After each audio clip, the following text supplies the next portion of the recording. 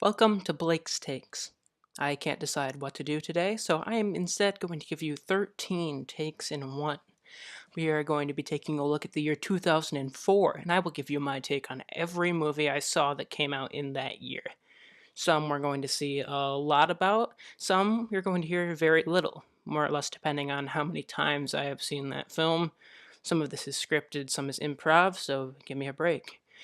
We are going to be going in order of box office grosses, starting from the one that has earned the most money that I've seen, going down to the least. The first movie we're going to be examining today is the film Shrek 2 from DreamWorks. I've decided that Shrek 2 is probably my second favorite Shrek movie. There are a lot of pros for this film. First off, I love Prince Charming and the Fairy Godmother. I believe that they make a great villain team and are very comical. One thing I find interesting with the Shrek franchise up to this point in Shrek 2 is that they continue to add more and more comic relief characters. Originally, we pretty much just had Donkey. Now we have Donkey, Puss in Boots, as well as the villains that are very comical in these films, not just having Farquaad as a humorous villain, but Prince Charming and the Fairy Godmother. And up to this point through Shrek 2, I seem to like all of the comic relief characters that they add. It doesn't yet seem completely cluttered, which I think becomes a problem in the later Shrek movies.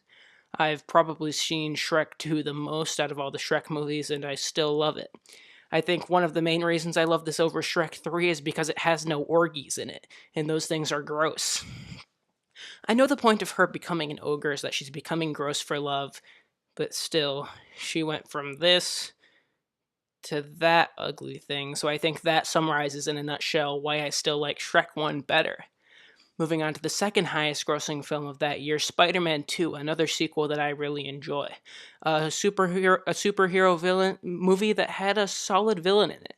Though Alfred Moreno is a solid actor, he's no Willem Dafoe. Look at that beautiful man. But Doc Ock is still a great villain nonetheless, and honestly, I enjoy Tobey Maguire as Spider-Man. I don't just enjoy the movies, but I actually enjoy his performance in them. I know he looks nothing like the way Spider-Man is supposed to be, but I still think he's kind of funny. Also, I find J.K. Simmons in this movie to be a total gem.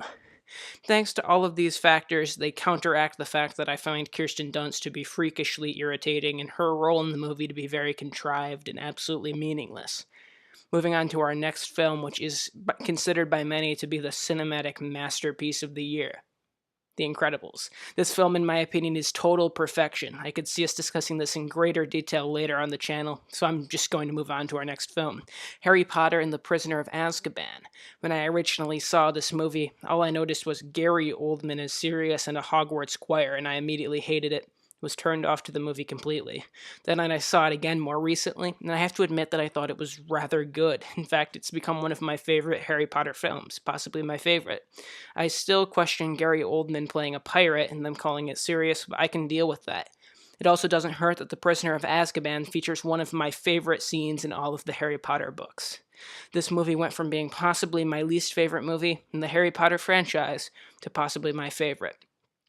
Our next movie is going to be the winner of the 2004 Stefan Award for Least Effort, The Bourne Supremacy. I saw this movie a while back, and honestly, I don't remember any of the plot points specific to that. But I have seen all three of the Matt Damon Jason Bourne films, so I'm just going to describe to you the plot that is used in every single one of them. The reason it won the Stefan Award. It starts out him being lost and not remembering something. Then he gets a female friend. Then he saves her life. Then he sleeps with her, and then he finds the people he's chasing and gets more information. But there are still missing links remaining in the chain. So then he runs away and ends up finding more of it later. I don't remember if he ever finds out everything. I know Jeremy Renner replaces him later on, so I don't know, but we're just gonna move on to our next film, National Treasure. I think this one can really be summarized in one sentence. This movie kills Sean Bean, and it has Nick Cage.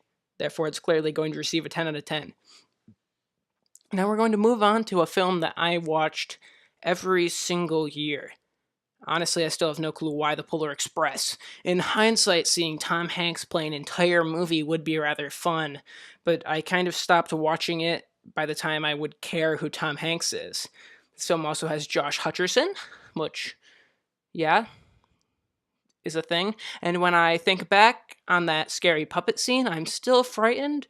And a weird fact that I realize now, the kid who receives underwear, the redheaded kid who's really loud and annoying and has glasses, reminds me 100% of someone I know.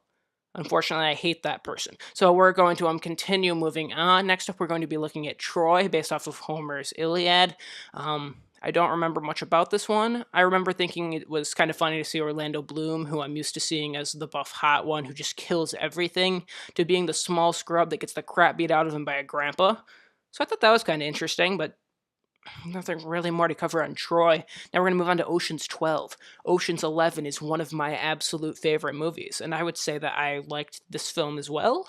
It's not nearly as good as the first one, but the fact that it exists does not make me sad, so we can't say that about all sequels these days, so I will take what I can get.